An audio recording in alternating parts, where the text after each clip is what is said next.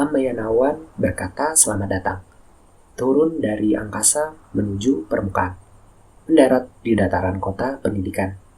Selamat datang di daerah istimewa Yogyakarta.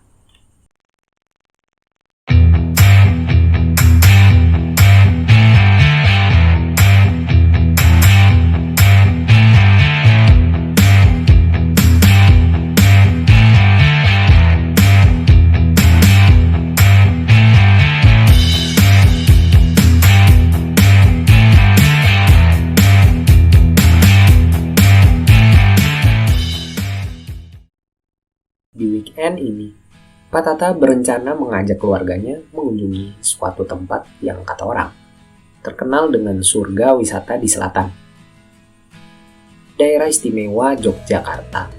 Guna membuktikan anggapan tersebut, Pak Tata bergegas dengan semangat menuju kota pendidikan dari Semarang yang memakan waktu 2 jam 37 menit. Destinasi pertama yang ingin dikunjungi mereka adalah sebuah kawasan agrowisata dan spot foto yang sedang hits bagi para wisatawan. Namanya adalah Bumi Merapi. Destinasi wisata Jogja kali ini terletak di daerah Kaliurang. Di agrowisata Bumi Merapi, keluarga Tata bisa merasakan serunya keliling bangunan replika, mirip seperti Santorini, rumah Hobbit, dan bangunan bergaya Eropa keren untuk berfoto. Mereka juga bisa berpose dengan satwa di area peternakan. Destinasi kedua berlanjut ke sebuah candi fenomenal di Yogyakarta, yaitu Candi Prambanan. Estimasinya memakan waktu 31 menit. Candi Prambanan memiliki total 240 candi dengan luas sekitar 40 hektar. Keluarga Tata dapat menikmati keindahan candi sambil berjalan kaki. Candi ini dihiasi relief naratif dari kisah epik Ramayana dan Krishnayana. Merasa takjub dan terkesima dengan 2 destinasi pembuka di Jogja. Wisata berikutnya bertemakan susur sungai di dalam lorong gua. Destinasi tersebut bernama Gua Pindul, memakan waktu 1 jam 11 menit. Cara menikmati destinasi ini adalah menyusurinya dengan peralatan khusus, yaitu menggunakan ban besar dan jaket pelampung. Gua yang satu ini terbentuk sejak zaman dahulu, menjadi salah satu gua alami yang dimiliki oleh Gunung Kidul. Diperkirakan terbentuk berjuta-juta tahun yang lalu. Stalaktit yang dimilikinya menjadi yang terbesar keempat di dunia. Di sepanjang perjalanan menyusuri gua, mata mereka dimanjakan oleh ornamen dinding goa serta beberapa selipan cahaya indah yang masuk ke dalam. Perjalanan selanjutnya adalah wisata kuliner. Diputuskan, mereka akan pergi ke Sate Kelatak Pak Pong, memakan waktu 1 jam 17 menit. Sate Kelatak berbeda dengan sate pada umumnya. Kalau biasanya menggunakan tusuk dari bambu atau lidi, yang ini menggunakan tusuk dari besi jeruji sepeda. Penggunaan jeruji sepeda membuat panas menyebar merata sehingga daging menjadi lebih empuk sempurna. Buka sejak tahun 1960. Tidak lantas membuat kuliner ini ditinggalkan. Justru makin banyak pelanggan kembali makan dan merindukan nikmatnya kuliner yang satu ini. Setelah kenyang dengan kudapan khas Jogja, perjalanan selanjutnya menuju arah selatan. Pak Tata mengarahkan setir mobilnya menuju sebuah gumuk pasir atau sand dune di Parangkusumo. Estimasinya 38 menit. Gumuk pasir Jogja mempunyai luas lokasi yang cukup luas, terhampar sejauh 2 km dari Sungai Opak hingga Pantai Depok. Gumuk pasir Jogja menjadi salah satu keindahan alam yang patut dibanggakan. Karena di Asia Tenggara sendiri hanya ada 3 destinasi wisata gumuk pasir. Keluarga Tata disuguhkan dengan pemandangan indah hamparan pasir luas yang bisa dijadikan sebagai spot foto unik dan menarik. Gumuk pasir Parangkusumo tidak hanya keindahan hamparan pasirnya saja yang tersaji, namun juga ada beberapa aktivitas seru yang bisa mereka lakukan di sini. Di antaranya bermain sandboarding atau berseluncur di gumuk pasir menggunakan sebuah papan seluncur. Setelah bersenang-senang di sore hari dengan megahnya padang pasir Parangkusumo, destinasi selanjutnya adalah healing santai di atas perbukitan. Tempat itu bernama Bukit Paralayang Watugupit. Waktunya hanya 10 menit saja karena masih berada pada satu kawasan.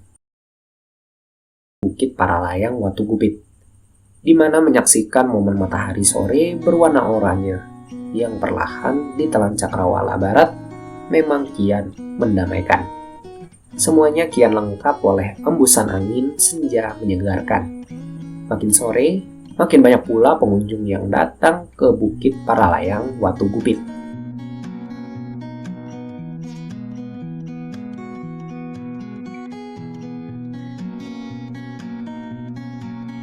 Perjalanan malam hari dan hari pertama di Yogyakarta ditutup di sebuah area perkemahan di dekat sebuah destinasi tebing breksi. Area perkemahannya bernama Watu Tapak dan destinasi tebing breksi. Memakan waktu 1 jam 34 menit dari pantai selatan. Watu Tapak memiliki lahan yang dapat dimanfaatkan sekitar 100 tenda dok berkapasitas 4 orang, 1 tenda, serta 40 camper van. Pak Tata memilih menginap dan camping di sini karena saat malam hari mereka dapat melihat gemerlap lampu kota dari ketinggian. Pada pagi hari mereka juga dapat berkeliling santai di area taman bekas kawasan pertambangan batu alam yang terbentuk akibat aktivitas gunung api purba Ngelanggeran. Nama destinasi itu adalah Tebing Breksi. Pada mulanya adalah abu. Berkubik-kubik abu dilontarkan gunung api Ngelanggeran dalam erupsinya puluhan juta tahun yang lalu. Tujuan kedua di hari kedua, keluarga Tata ingin merasakan indahnya pesona pantai Ngelambor. Estimasinya 1 jam 58 menit. Dasar laut pantai Ngelambor bagai akuarium semesta yang menyimpan sejuta pesona. Atas jasa sepasang kura-kura raksasa yang mampu menjinakkan garangnya ombak dari Samudra Hindia. Pantai Ngelambor merupakan salah satu destinasi snorkeling di kawasan pesisir selatan Jogja yang memiliki panorama dasar laut menakjubkan dengan ragam terumbu karang dan biota ikan. Pantai yang sangat unik di Yogyakarta. Perjalanan selanjutnya adalah sebuah desa wisata yang sudah diakui dunia. Sudah lama Pak Tata ingin singgah ke sana. Desa Ngelanggeran. Memakan waktu 1 jam 31 menit dari pantai Ngelambor. Berbagai jenis aktivitas dan wisata dapat ditemui di desa ini. Mulai dari wisata alam, situs geologi, wisata sejarah, budaya, edukasi, wisata kuliner, dan lain-lain. Gunung api purba dengan struktur batuan besar merupakan ikon wisata desa Ngelanggeran yang sudah diakui dunia, tepatnya oleh UNESCO, sebagai situs Geopark Global Gunung Sewu. Selain destinasi Gunung Purba, ada juga waduk mini yang berasal di ketinggian 495 mdpl, berlatar pemandangan desa dari ketinggian serta pepohonan hijau, yang wajib diabadikan. Selanjutnya, ada sentra kuliner di Geria Coklat. Sesuai dengan namanya, Geria Coklat Ngelanggeran adalah tempat terbaik bagi para pecinta coklat. Berbagai sajian dan olahan coklat dijual di sini. Aneka sajian mulai dari minuman coklat hingga coklat batangan dan dodol coklat. Menyantap coklat usai mendaki gunung api purba seolah mampu mengusir segala lelah seketika. Santapan kuliner terakhir yang wajib dikunjungi di desa ini, yaitu rumah makan Pawon Purba. Lokasi ini sangat nyaman karena di konsep tempat makan sekaligus lokasi nongkrong dengan view yang memanjakan mata. Kedua makanan yang disajikan merupakan makanan khas desa, khususnya di Gunung Kidul. Ada menu nasi merah sayur lombok hijau, tempe garit, sambal bawang, terancam, dan lain-lain. Rute perjalanan selanjutnya sepertinya kembali mengarah ke pusat kota. Setelah makan siang, keluarga Tata ingin mencoba es krim terkenal di kota Jogja, namanya Tempo Gelato.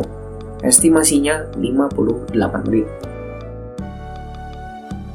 Gelato merupakan es krim khas Italia yang memiliki kandungan lemak lebih sedikit dibanding es krim lainnya. Tempo Gelato ialah gerai es krim paling diburu di kota Jogja. Di tempat ini terdapat banyak varian es krim, mulai dari buah-buahan, rempah-rempah, bahkan sorbet. Tak tanggung-tanggung, jumlahnya mencapai 50 varian rasa. Bangunan di Tempo Gelato ini sangat unik karena bernuansa perpaduan Jawa dan Italia. Keluarga Tata di sini tak hanya menikmati gelatonya saja, namun juga tak ingin melewatkan untuk berfoto ria. Setelah merasakan nikmatnya es krim, menjelang pulang mereka ingin membawakan buah tangan dari racikan khas kota Yogyakarta untuk sanak kerabat. Mereka lantas memilih bapia sebagai oleh-oleh. Jaraknya sangat dekat dari Tempo Gelato, hanya memakan waktu 9 menit saja. Bakpia Kurniasari dikenal memiliki ukuran lebih besar daripada ukuran bakpia pada umumnya, sehingga bakpia ini tetap menjadi favorit untuk oleh-oleh ketika berkunjung ke Jogja. Varian rasanya pun beragam, seperti rasa kacang hijau, kumbu hitam, keju, kopi, mochaccino, coklat, green tea, dan durian. Sudah diputuskan, bakpia ini adalah oleh-oleh yang akan dibawa pulang oleh keluarga Tata. Yogyakarta seakan tak kehabisan tempat destinasi untuk dikunjungi. Satu tempat lagi di arah barat yang akan dikunjungi keluarga Tata. Air terjun Kedung Pedut. Estimasi dari Bapia Kurniasari adalah 1 jam 26 menit. Air terjun dari ketinggian ini menghasilkan dua warna berbeda. Hal ini dipengaruhi oleh jenis batuan dasar sungai yang larut bercampur air sehingga merubah warnanya. Warna yang dihasilkan antara lain warna putih dan hijau toska yang sangat jernih. Berenang dan bermain air adalah hal yang wajib dilakukan di sini. Objek wisata ini juga indah melalui kawasan alamnya. Bebatuan yang tersaji di depan mata membuat keluarga Tata ingin mengabadikan momen yang akan selalu dikenangi. Usai sudah seri perjalanan keluarga Tata di Kota Pendidikan Yogyakarta. Tak ada kata yang bisa diungkapkan dari tiap waktu yang mereka habiskan di tempat ini. Memang tidak salah orang-orang menyebut tempat ini sebagai surga destinasi wisata. Keluarga Tata pun juga mengakuinya. Terima kasih dan selamat tinggal, Yogyakarta.